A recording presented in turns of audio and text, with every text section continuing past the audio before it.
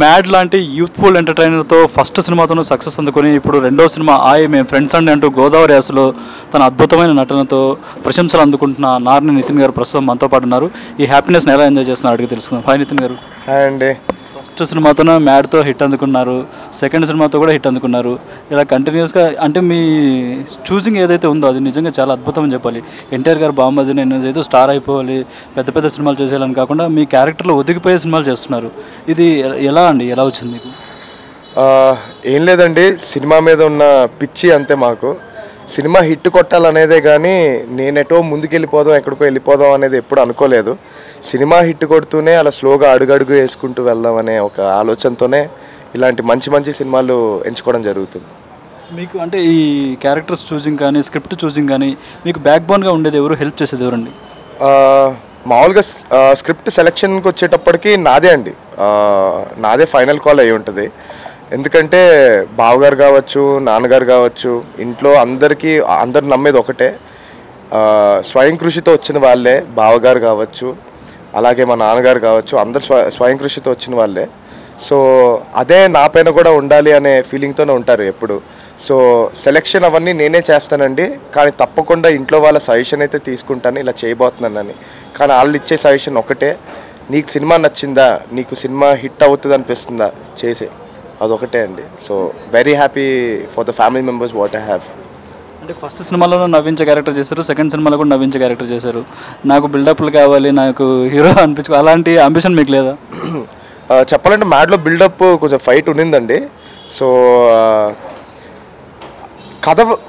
కథతోనే వెళ్ళాలండి మనం any day. So కథలో ఫైట్ ఉంది అనుకుంటే అక్కడ వర్కౌట్ అవుద్ది అన్నప్పుడే మనం పెట్టుకోవాలి. అలా అని వర్కౌట్ కానీ కథలో కూడా మనం ఫైట్ పెట్టుకుంటే సినిమాకి మంచిది కాదండి, అదే నమ్ముతాను. సో దానివల్లే ఇలా చేయడం జరిగింది. ఆ సినిమాలో క్లైమాక్స్ చూసుకుంటే నిజంగా అద్భుతంగా అనిపించింది. అసలు మాకైతే emotion, father and son sentiment చాలా బాగా పండింది. ఆ సీన్ చేసినప్పుడు మీ ఫీలింగ్ ఏంటండి? ఒక ఫాదర్కి సన్నుకుండే రిలేషన్ చూపించడం జరిగింది సార్. చాలామందికి ఉంటుంది అది, నానంటే పడకపోవడం అవన్నీ. సో అలాంటి ఒక మంచి కథ తీసుకొచ్చిన అంజి గారికి ఫస్ట్ థ్యాంక్స్ చెప్పుకోవాలి. ఎందుకంటే అది ఇప్పుడు థియేటర్లో చూసిన ప్రతి ఒక్కరు మాట్లాడే ఆ లాస్ట్ 15 minutes ఆ ఎమోషనల్ సీక్వెన్స్ గురించి మాట్లాడతారు. So I'm very happy to get this opportunity for this movie.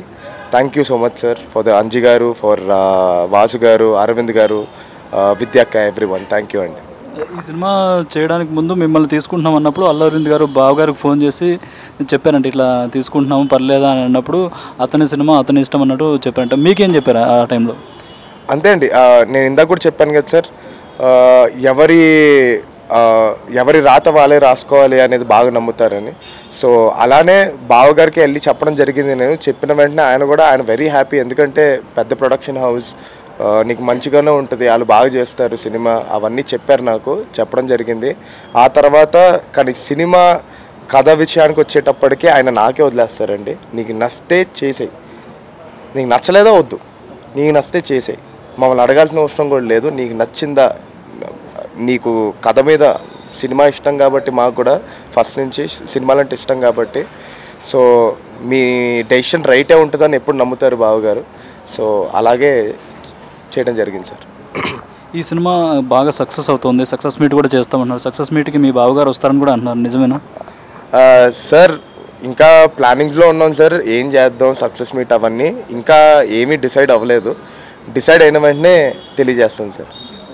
Me మ్యాడ్కి sequel వస్తుంది, ఇప్పుడు బావగారు దేవరా కూడా అది 2 సినిమాలుగా సీక్వెల్గా వస్తుంది, ఎలా అనిపిస్తుంది మీకు? సార్ దేవరా ముందు మాతో కంపారిజన్ వద్దు sir. Devara is a massive movie. Mad మేము ఏదో పిల్లలం లాగా వచ్చేసి దాన్ని కూడా పెద్దగా చేసాం. So I'm very happy for Devara 1 and 2 and I'm very glad for mad 1 and mad 2 అండి. మీ బావతో కలిసి స్క్రీన్ షేర్ చేసుకోవాలనే అంబిషన్ ఉందా మీకు? అయ్యో అది చాలా పెద్ద కోరిక అయిపోద్దండి ఆయనతో షేర్ చేసుకోవడం. కాకపోతే ఏ నటుడికైనా ఉండేదే కదండి, ఆయన పక్కన కాసేపు ఒక సెకండ్ కనపడితే చాలని. సో నాకు ఉందండి, కాకపోతే అలా అనుకోకూడదండి, ఎందుకంటే ఆయన ఎక్కడో నేను ఎక్కడో. So yeah. మీ సిస్టర్ సపోర్ట్ ఎలా ఉంటుంది? మీ సినిమాలు చూస్తుంటారా? చూసినప్పుడు ఎలా చెప్తుంటారా, ఇక్కడ ఇలా కాక ఇలా ఉంటే బాగుండేది అట్లా ఏమైనా చెప్తుంటారా? అక్క మరీ ఎక్కువ అంటే ఎక్కువ ఇన్వాల్వ్మెంట్ ఉండదు సార్. కాకపోతే ఒక మంచి బాండ్ ఉంది మా ఇద్దరి మధ్య, మేము బాగా మాట్లాడుకుంటాం. కానీ సినిమాల గురించి చాలా తక్కువ సార్ మేము మాట్లాడుకునేది. నెక్స్ట్ రక్షాబంధన్ రాబోతుంది. ఈ రక్షాబంధన్కి మీరు ఆ సినిమా ద్వారా మీ అక్కకు గిఫ్ట్ ఇచ్చారనుకోవచ్చా? అంతే కదా సార్. తప్పకుండా గిఫ్టే అవుతుంది. నాది నా సక్సెస్ ఏదైనా కావచ్చు, అన్నీ మా కుటుంబ సభ్యులకు కూడా వస్తుంది సార్. మీ సిస్టర్తో మీకున్న రక్షాబంధన్ మూమెంట్ ఏదైనా ఒకటి మా కోసం. సంవత్సరం మొత్తం డబ్బులు కూడబెట్టి చిన్నప్పుడు అక్కకి ఒక రక్షాబంధన్కి ఒక గిఫ్ట్ ఇస్తే చాలా ఆనందం వచ్చింది సార్. సో అదే I'm very happy for having a wonderful very good hearted sister like that. ఇక మీ నెక్స్ట్ సినిమాలు ఎలా ఉంటాయండి? ఓన్లీ క్యారెక్టర్ బేస్ని ఇప్పుడు ఈ 2 సినిమాలు అయితే ఎలా ఉన్నాయి అలాగే ఉంటుందా? కమర్షియల్ హీరోగా కూడా వెళ్ళే ఛాన్స్ ఉందా? సార్ కథ బట్టే సార్. నేను ఇందాక చెప్పినట్టు కథ ఏమి డిమాండ్ చేస్తే అది ఇవ్వడానికి రెడీ సార్. నేను ఫైట్ ఉందంటారా ఫైట్ చేస్తాను, ఎమోషన్ ఉందంటారా ఎమోషన్ చేస్తాను, ఏది ఉంటే అది ఇస్తాను సార్. అది కథకి అవసరం పడితే నేను ఏది ఇవ్వడానికైనా రెడీ సార్. నెక్స్ట్ ప్రాజెక్ట్స్ ఏమి ఉన్నాయండి? ఇప్పటికైతే మ్యాట్ 2 చేస్తున్నాను సార్. ఆల్మోస్ట్ సగం కంప్లీట్ అయిపోయింది సినిమా. మ్యాట్ తర్వాత I'm just thinking about what to do అండి. ఆడియన్స్కు మంచి సినిమా ఇవ్వాలనే ఒక ఉద్దేశంతోనే ఉన్నాను నేను.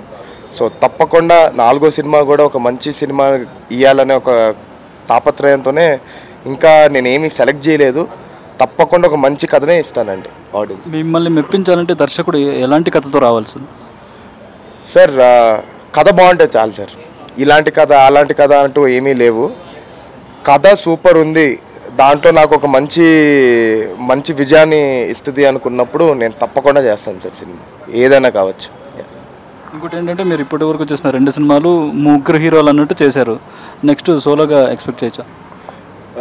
సార్ ఇప్పుడు ఆయి కూడా చూస్తే అది ముగ్గురు హీరోలు కథ కాదు సార్. ఫస్ట్ నుంచి లాస్ట్ దాకా మీరు చూస్తే ముగ్గురు ఫ్రెండ్స్ లాగా. సో నేను తప్పకుండా అంటే మరీ నేను ఒక్కనే కూడా కనపడుతూ సినిమా మొత్తం నేను ఒక్కనే నడిపిలేను కదా సార్. పాత్రలు ఉండాలి చుట్టుపక్కల, ఒక తండ్రి స్థానం కావచ్చు, ఒక ఫ్రెండ్ స్థానం కావచ్చు, ప్రతి ఒక్క క్యారెక్టర్ ఉంటేనే ఒక సినిమా ఫుల్ అవుతుంది. సో కథ కోసమే సార్ ఎనీ డే. నేనేదో ఎక్కడికో వెళ్ళిపోదామని సినిమాలు చేయను సార్. నేను అందరితో కలిసే నేను ముందుకెళ్తాను. నేను సినిమా కోసమే చేస్తే ఏదైనా. నెక్స్ట్ కళ్యాణ్ రామ్ గారు వాళ్ళతో మాట్లాడుతుంటారా? వాళ్ళ సపోర్ట్ ఎలా ఉంటుంది సార్? కళ్యాణ్ బావ చాలా సపోర్టింగ్ సార్. ఎప్పుడు కనపడినా సరే ఏం జరుగుతుంది అన్నీ కనుక్కుంటూ ఉంటారు. అదే సార్ నేను చెప్తుంది. సో ఎప్పుడు ఇన్వాల్వ్మెంట్ అయితే ఉండదు, కానీ అందరి ఆశీస్సులు అన్నీ నా పైన ఉంటాయి sir. I'm very happy for that. ఫైనల్గా బాలకృష్ణ గారిని కలిసినప్పుడు ఎలా ఉంటుంది, ఏంటి ఆయన ఎనర్జీ? ఆయన గురించి అందరికి తెలిసిందే కదా సార్, నేను కొత్తగా ఏం చెప్తాను సార్. సో ఆయన ఒక wonderful person. Yeah, wish all the best అండి. మరిన్ని మంచి సినిమాలతో మీరు ముందుకు రావాలి. Thank you.